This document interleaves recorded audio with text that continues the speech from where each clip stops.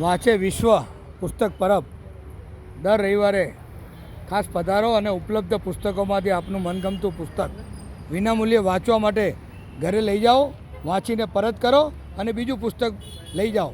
આમ વારંવાર વાંચતા રહો તો તમારું જ્ઞાન પણ વધશે અને મોબાઈલમાંથી થોડો છુટકારો મળશે. શું કહેવું? બરાબર ને? આ એક સરસ મજાનો યજ્ઞ છે. આ યજ્ઞ દરેક જણ નથી કરી શકતા. માતા પિતાના સંસ્કારો, દાદા દાદીના સંસ્કારોને હિસાબે આ બધું શક્ય હોય છે. મણિબા સ્કૂલની બાજુમાં ફૂટપાથ પર દર રવિવારે સવારે 8 થી 10 તમને હા એમ શું નામ છે એમનું? જયેશભાઈ. આખું નામ? જ્ઞાન યજ્ઞ. હા, જયેશભાઈ પ્રજાપતિ. બરાબર ને? સરસ સરસ. તમે દર વખતે આવતા હશો હે ને? હે ને? સરસ. શું વાત છે? હા હા, કેટલા વર્ષથી ચાલે છે? 164મો રવિવાર સળંગ 3 વર્ષથી. તમારા પપ્પાએ ચાલુ કર્યું હતું ને એવું કંઈક છે ને? પપ્પાના પ્રેરણાથી. ઓકે, સરસ.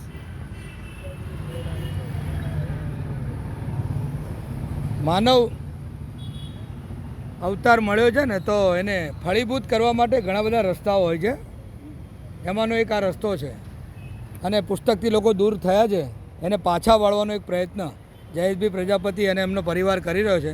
એમનો દીકરો પણ એમને સાથ આપે છે, મિત્રો પણ સાથ આપે છે, કાર્યકર્તાઓ 10 થી 12 કાર્યકર્તાઓ આ પરબ યજ્ઞમાં લાગેલા છે.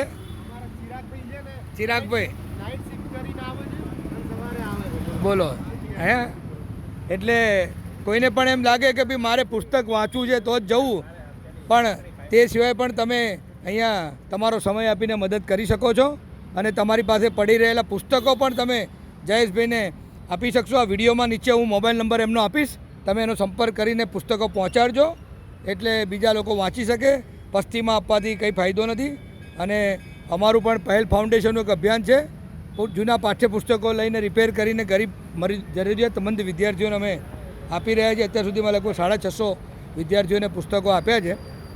એને જૂની સાયકલો પણ લઈએ છીએ, જૂના કપડાં પણ લઈએ છીએ, જેના તબીબી સાધનો ઘરે દર્દી સાજા થઈ જાય પછી તબીબી સાધન વપરાય વગર પડી રહે, માળિયામાં વારંવાર સફાઈમાં નડે, એના કરતાં ભોજનરામ આશ્રમ નિકોલ નરોડા રોડ પર છે ત્યાં પહોંચાડી દેશો.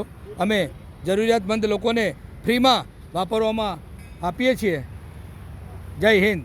Mukesh Padsala, brand ambassador, Nikol ward, Ahmedabad municipal corporation, youth icon, વિકસિત ભારત.